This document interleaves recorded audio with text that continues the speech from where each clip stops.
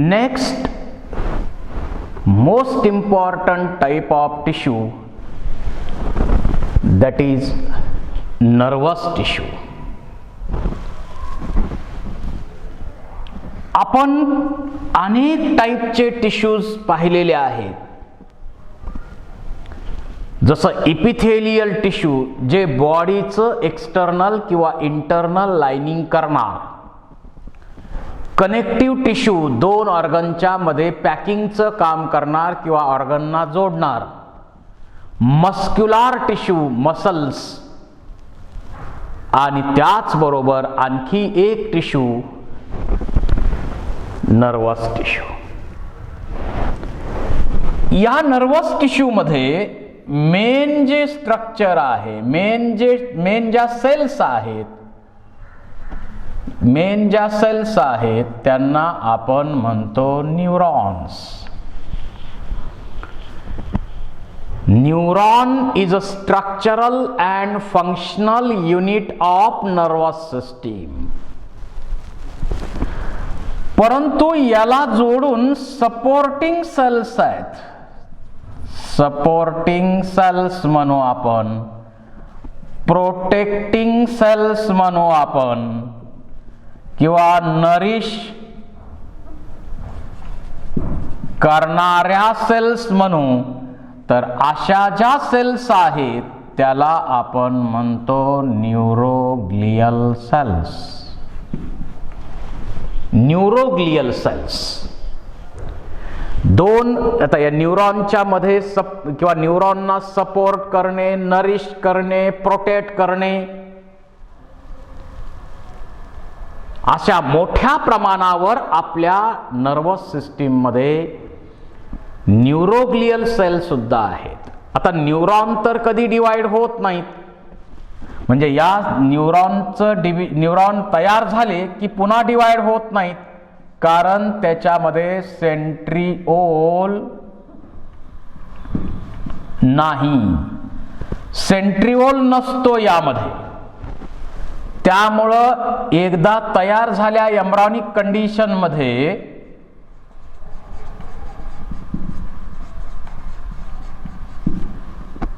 later on they do not divide. त्यानंतर त्याच्यामध्ये division होत नाही.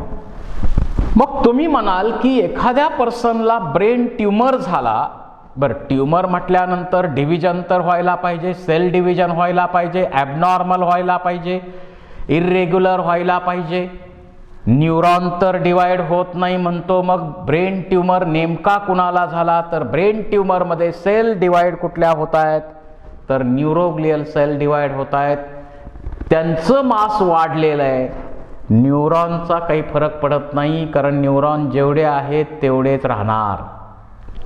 एकदा एम्ब्रियोनिक कंडिशन मध्ये न्यूरॉनचा नंबर जेवढा असेल तेवढा बनला की पुन्हा त्या सेल डिवाइड होत नाही. त्यांच्यामध्ये सेंट्रिओल नसतो, ती लॉंगेस्ट सेल आहे. म्हणजे जो ट्यूमर झालाय तो न्यूरोग्लियल सेल्सना झाला, आणि त्यामुळं आपण ब्रेन ट्यूमरचं ऑपरेशन करून तेवढा भाग काढला तरी तो पर्सन पुन्हा नॉर्मल लाईफ जगू शकतो. याचं कारण तिथं आहे.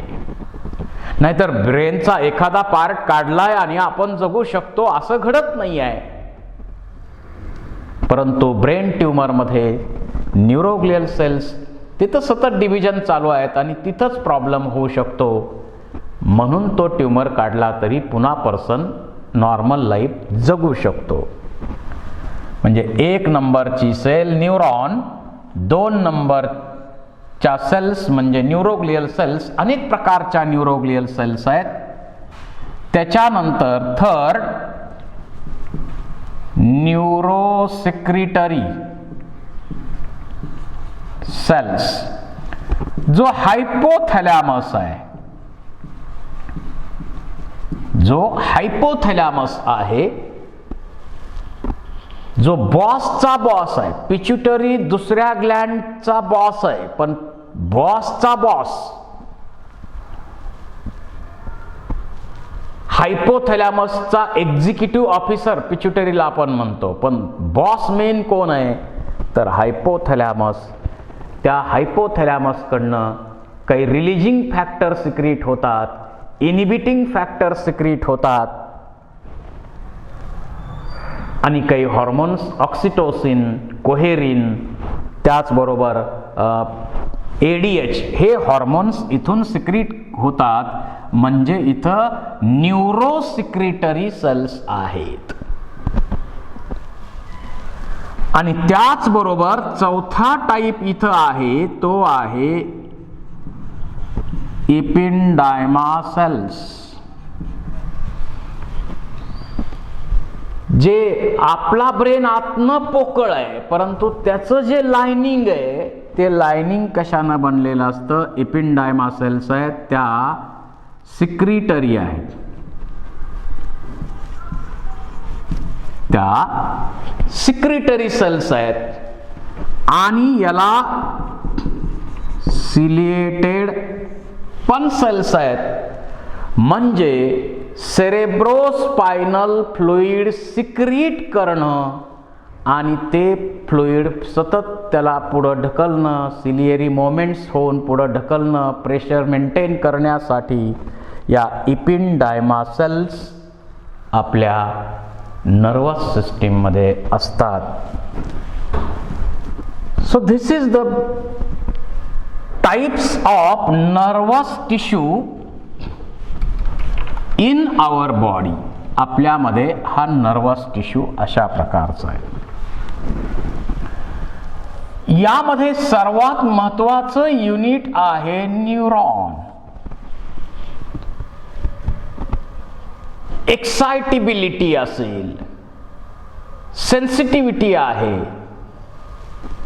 इम्पल्स रिसीव करणं, ॲनालाइज करणं आणि प्रॉपर मोटार इम्पल्स बनवणं, इरिटॅबिलिटी, रिस्पॉन्सिव्हनेस, हे सगळी कामं जी आपल्या अशा प्रकारची कामं आपण करतो ते करण्यासाठी स्पेशल सेल आपल्याला निसर्गानं दिलेली आहे आणि ती सेल म्हणजे न्यूरॉन.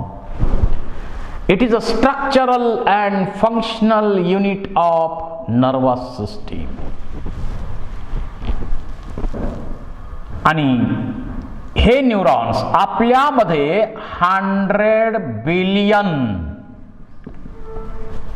न्यूरॉन्स आहेत बॉडीमध्ये, in our body 100 billion neurons आहेत आपल्या बॉडीमध्ये. त्याच्यापैकी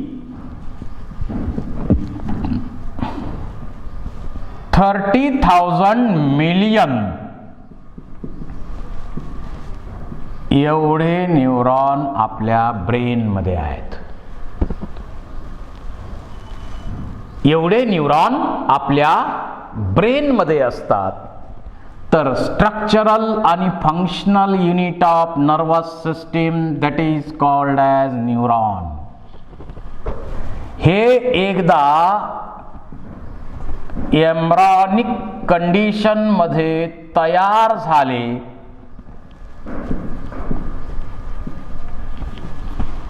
त्यानंतर कधीही डिवाइड होत नाहीत.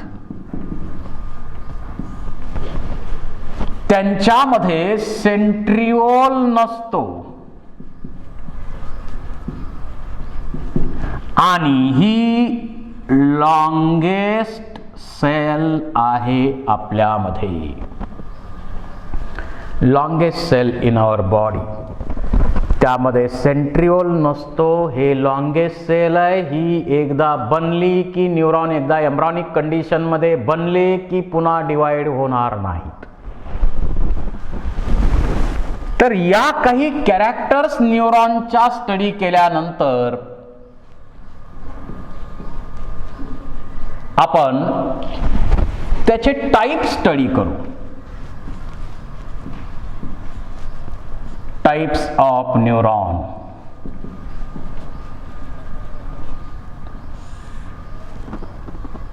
एक unipolar, 2 bipolar, 3 multipolar neurons. Unipolar neuron, bipolar neurons आणि मल्टीपोलार न्यूरॉन्स असे 3 टाईपचे न्यूरॉन्स आपल्यामध्ये आहेत. जसं युनिपोलार न्यूरॉनचा विचार केला तर dorsal root of spinal cord, त्या ठिकाणी युनिपोलार न्यूरॉन्स आहेत. आणि यांच्यामध्ये आता सेल बॉडी किंवा सेंट्रम तर आहेच, पण इथून निघलेली आहे एक प्रोसेस डेंड्रॉन आणि एक एक्झॉन.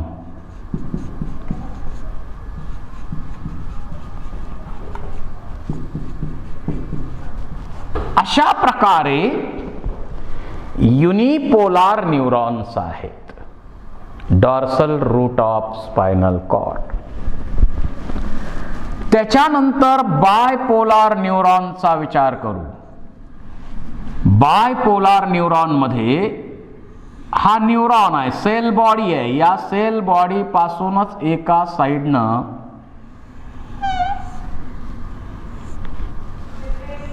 साइडनं डेंड्रॉन सुरू होणार, दुसऱ्या साइडला एक्झॉन सुरू होणार. असे जे दोन्ही पोलला 2 प्रोसेस सुरू होणारे न्यूरॉन्स आहेत त्यांना आपण म्हणतो बायपोलार न्यूरॉन्स. आणि बायपोलार न्यूरॉन्स आपल्या डोळ्यामध्ये असतात. आणि मेजॉरिटी न्यूरॉन्स जे आहेत आपल्या सेंट्रल नर्वस सिस्टीम मध्ये जे न्यूरॉन्स आहेत ते आहेत मल्टीपोलार न्यूरॉन्स. आपल्या सेंट्रल नर्वस सिस्टीम मध्ये जे न्यूरॉन्स आहेत ते मल्टीपोलार न्यूरॉन्स आहेत. आणि याच मल्टीपोलार न्यूरॉनचं स्ट्रक्चर आता आपण स्टडी करू.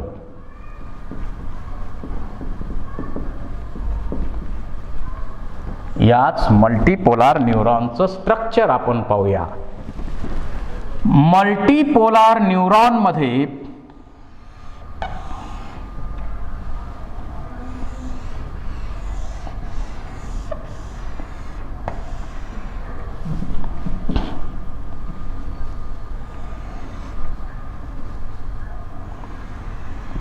स्ट्रक्चर त्याचं असं आहे.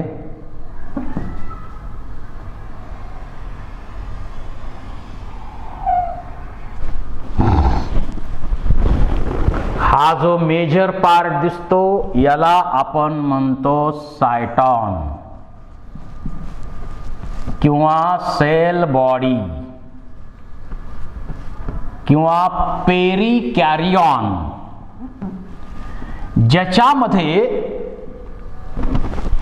न्यूक्लियस आहे आणि त्याचबरोबर त्यामध्ये निसल्स ग्रॅन्युल्स आहेत.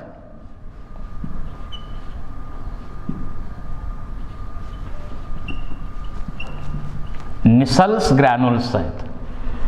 निसल्स ग्रॅन्युल्स जे आहे ते रफ एंडोप्लाझ्मिक रेटिक्युलम पासून बनलेले आहेत. These are rough endoplasmic reticulum. आणि त्याच्यावरती आपल्याला माहिती आहे रायबोसोम्स आहेत, म्हणजे प्रोटीन सिंथेसिसचं फंक्शन यामध्ये होत आहे. And Nissl's granules are present in cyton and dendron. दोघांमध्ये निसल्स ग्रॅन्युल्स आहेत. आता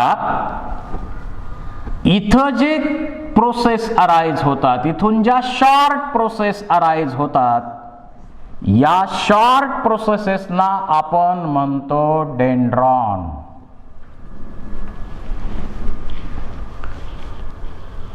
डेंड्रॉन्स शॉर्ट आहेत हे. आणि यापासून जी लॉंग प्रोसेस अराइज होते याला आपण म्हणतो एक्झॉन. आता या एक्झॉनवरचं मेम्ब्रेन आहे एक्झोलेमा, त्याच्यामध्ये सायटोप्लाझम आहे, त्याचा प्लाझ्मा आहे, त्याला आपण एक्झोप्लाझम म्हणतो. आणि या एक्झॉनवरती असं एक कव्हरिंग आहे, त्या कव्हरिंगला आपण म्हणतो न्यूरिलेमा. त्या कव्हरिंगला म्हणायचं न्यूरिलेमा.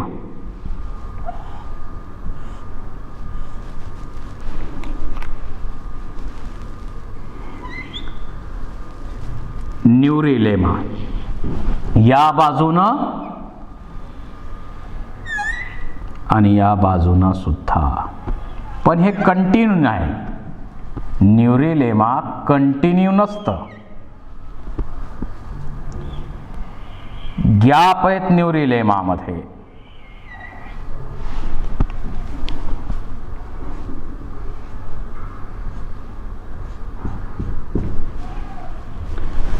हे कव्हरिंग जे आहे त्याला आपण म्हणतो न्यूरिलेमा.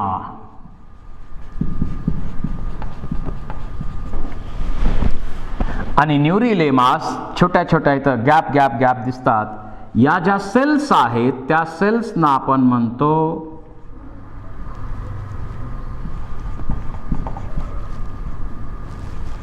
Schwann cells. श्वान सेल्सनी बनलेले आहे. याला न्यूक्लियस सुद्धा असणार, प्रत्येक ठिकाणी यांचा न्यूक्लियस वगैरे आहे. इथं जे गॅप दिसतात की जिथं न्यूरिलेमाचं कव्हरिंग नाही, या भागाला, या गॅपला आपण म्हणतो नोड ऑफ रॅनवियर. आणि या भागात सॉल्टेटरी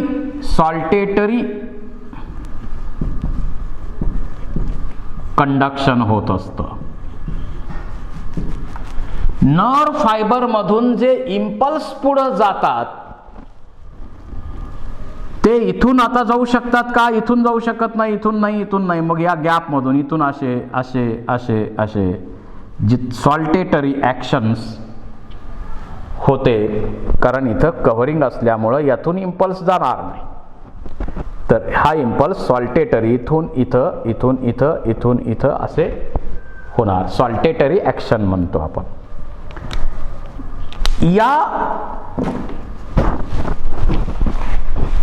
या न्यूरिलेमाच्या वरती काही न्यूरॉनमध्ये, अर्थात सगळ्या न्यूरॉनमध्ये नाही आहे हे,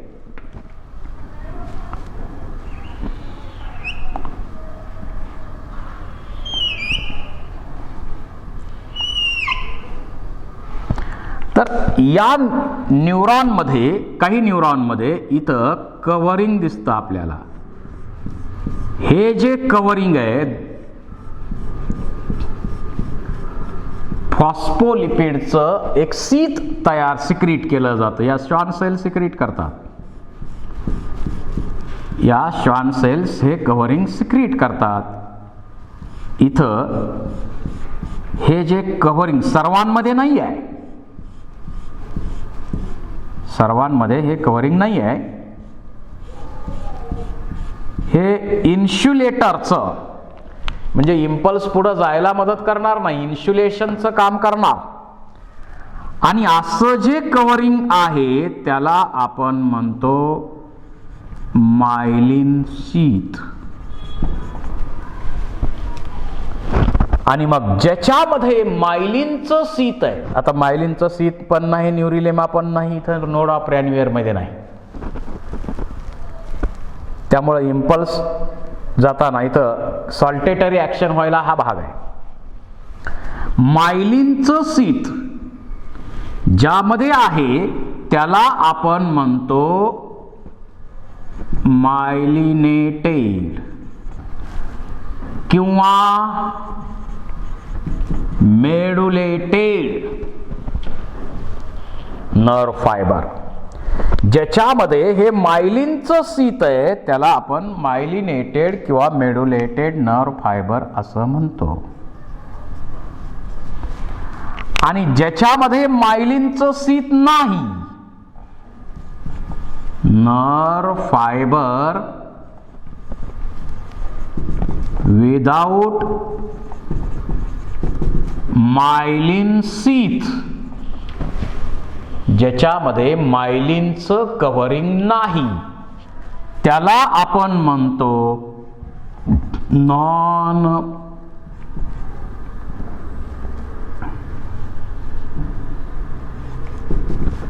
मायलिनेटेड किंवा नॉन मेडुलेटेड. नॉन मायलिनेटेड किंवा नॉन मेडुलेटेड ज्याच्यामध्ये हे कव्हरिंग नसतं. म्हणजे नर्व फायबर्स दोन प्रकारचे असतात.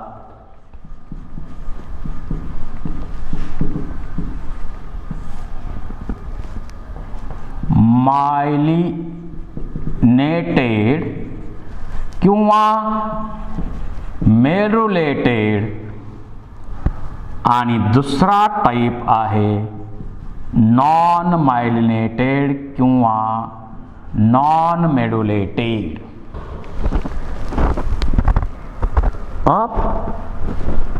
याच्यातून इम्पल्स कॅरी केला जातो. मॅक्झिमम स्पीड आहे, स्पीड जो आहे इम्पल्सचा तो आहे 130 मीटर पर सेकंद. एवढ्या स्पीडनं मॅक्झिमम, प्रत्येकाचा कमी जास्त असेल पण मॅक्झिमम स्पीड जो आहे तो आहे 130 मीटर पर सेकंद. आता हा जो एक्झॉन आहे it ends into small threads called as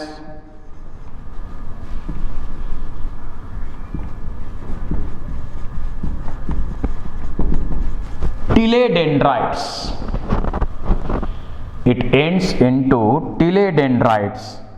आणि या टिलेडेंड्राइट बरोबर इथं आता गॅप आहे, इथं गॅप तयार होतो, त्या गॅपला आपण म्हणतो सिनॅप्से. त्या गॅपला आपण म्हणतो सिनॅप्टिक गॅप. आणि इथून इम्पल्स पुढच्या न्यूरॉनच्या डेंड्राइट कडे पाठवला जातो. पुढच्या डेंड्राइट कडे हा पाठवला जातो. तर हा जो एक्झॉन आहे या एक्झॉनचा शेवट कशात होतोय? इट एंड्स इनटू टिलेडेंड्राइट्स अँड टिलेडेंड्राइट्स आणि दुसरा न्यूरॉन याच्यामध्ये गॅप तयार होतो, त्याला आपण सिनॅप्से म्हणतो. आणि या सिनॅप्टिक गॅप मधून इम्पल्स पुढच्या न्यूरॉनकडे दिला जातो. अशा प्रकारचं स्ट्रक्चर आहे मल्टीपोलार न्यूरॉनचं. न्यूरॉन जनरली 3 टाईपचे येतात आणखी वेगळ्या पद्धतीनं. सेन्सरी, मोटार आणि असोसिएशन न्यूरॉन किंवा नर्व फायबर्स. आता न्यूरॉन सेन्सरी म्हणजे ब्रेन कडे माहिती कॅरी करणारं जर असेल तर सेन्सरी आहे. ॲनालिसिस करणारे जे न्यूरॉन्स आहेत सेंट्रल नर्वस सिस्टीम मध्ये त्याला असोसिएशन म्हणायचं. आणि जो काही मोटार इम्पल्स बनवला आहे त्या असोसिएशन न्यूरॉननं तो कॅरी करण्यासाठी इफेक्टार ऑर्गनकडं हा मोटार इम्पल्स कॅरी करण्यासाठी मोटार न्यूरॉन्स पाहिजे. म्हणजे बॉडी ऑर्गन्स कडनं ब्रेन कडे सेंट्रल नर्वस सिस्टीम कडे माहिती कॅरी करणारे जे आहेत, माहिती पुरवणारे जे आहेत नर्वस सिस्टीमला, ते सेन्सरी असतात. ॲनालिसिस करणारे न्यूरॉन्स जे आहेत ते असोसिएशन न्यूरॉन्स, आणि ॲनालिसिस सेन्सरी इम्पल्स रिसीव्ह केला, ॲनालिसिस केलं, प्रॉपर मोटार इम्पल्स बनवला त्या असोसिएशननं, आणि तो इम्पल्स पुढं पाठवण्यासाठी मोटार न्यूरॉन असतात. तर अशा प्रकारचं काम चालतं आपल्या नर्वस सिस्टीममध्ये. इम्पल्स म्हणजे काय? It is a electrochemical change. जसं आपण स्टिम्युलसचा विचार अगोदर करू. आपण जे स्टिम्युलाय रिस्पॉन्स देतो, प्रत्येक सजीव रिस्पॉन्स देतो, कारण responsiveness is a basic and defining character of life. वातावरणामध्ये जो बदल झालाय, change in atmosphere, that is called as stimulus.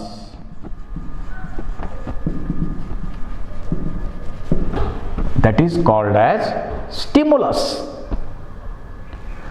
आणि तो बदल रिसीव्ह केला रिसेप्टार ऑर्गन्सनी, ज्ञानेंद्रिय त्यांनी रिसीव्ह केला आणि नर्वस सिस्टीमकडं कळवलं. नर्वस सिस्टीम त्याचं ॲनालिसिस करणार आणि प्रॉपर मोटार इम्पल्स करणार, आणि इफेक्टार ऑर्गनच्या सहाय्यानं आपण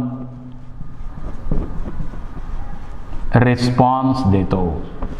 रिस्पॉन्स इज अ रिॲक्शन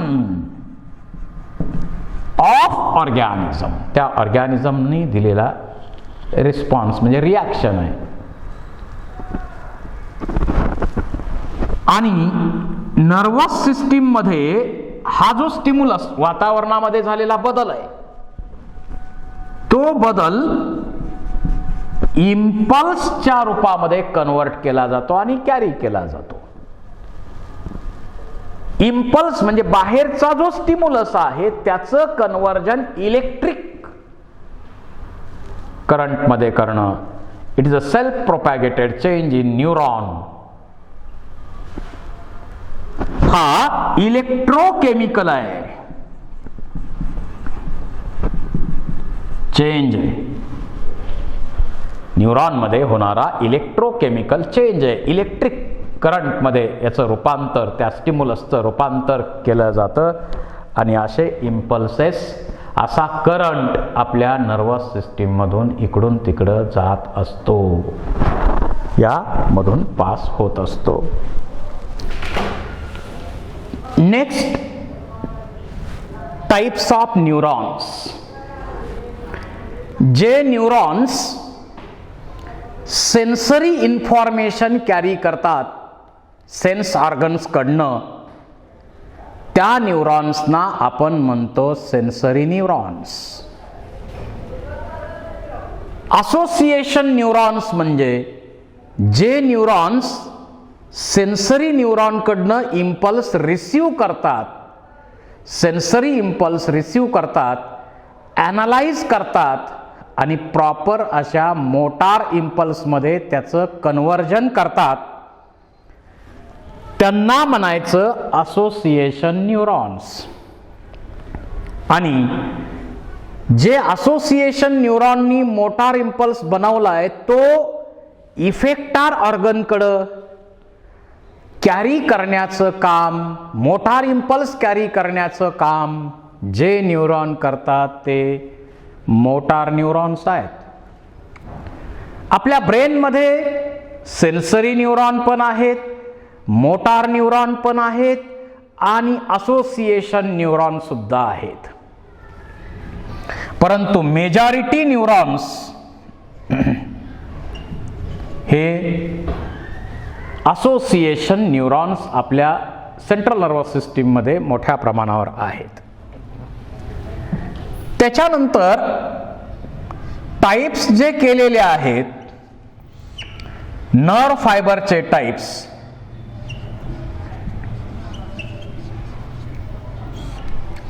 यामध्ये मेडुलेटेड और आणि नॉन मेडुलेटेड किंवा नॉन मायलिनेटेड.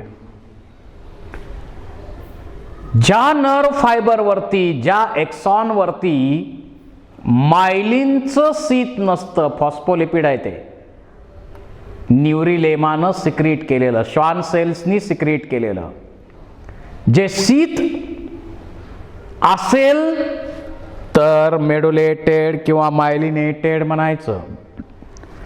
आणि जर ते शीत नसेल, कव्हरिंग नसेल, तर त्याला आपण नॉन मायलिनेटेड किंवा नॉन मेडुलेटेड नर्व फायबर असं म्हणतो. त्याच्यानंतर नर्वचे जे टाइप्स आहेत, ज्या प्रकारची इन्फॉर्मेशन त्या नर्व्स कॅरी करतात त्याच्या बेसिसवर हे टाईप केलेले आहेत. सेन्सरी नर्व्स, मोटार नर्व्स आणि थर्ड जी आहे ती मिक्स्ड नर्व. ज्या नर्व सेन्स ऑर्गन कडनं इन्फॉर्मेशन सेंट्रल नर्वस सिस्टीम कडे कॅरी करतात इम्पल्स, त्यांना आपण सेन्सरी नर्व्स म्हणतो. ज्या नर्व सेंट्रल नर्वस सिस्टीम कडनं इफेक्टार ऑर्गन कडे इम्पल्स कॅरी करतात, मोटार इम्पल्स कॅरी करतात, त्यांना आपण मोटार नर्व्स म्हणतो.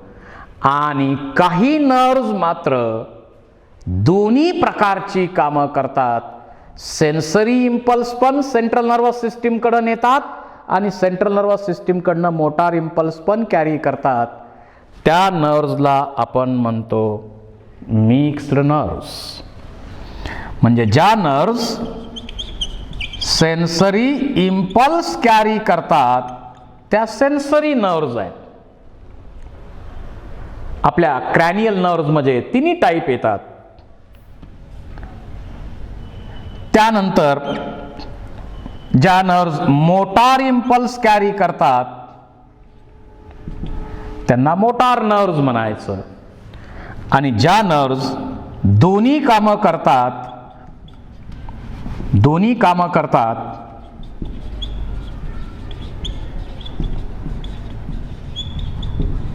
त्याला आपण मिक्स्ड नर्व्स म्हणतो. स्पायनल कॉर्डच्या नर्व्स या मिक्स्ड टाइपच्या आहेत. All spinal nerves are mixed type. That means they carry sensory and motor impulses. But in cranium और ब्रेन पासून काही नर्व ज्या निघतात त्या सेन्सरी आहेत, काही नर्व ज्या निघतात मोटार आहेत, आणि काही नर्व ज्या निघतात त्या मिक्स्ड टाइपच्या सुद्धा आहेत. 12 pairs of cranial nerves arises from brain. Some of them are sensory, some of them are motor, and some has both sensory and motor in their function. So these are some neurons and nerves.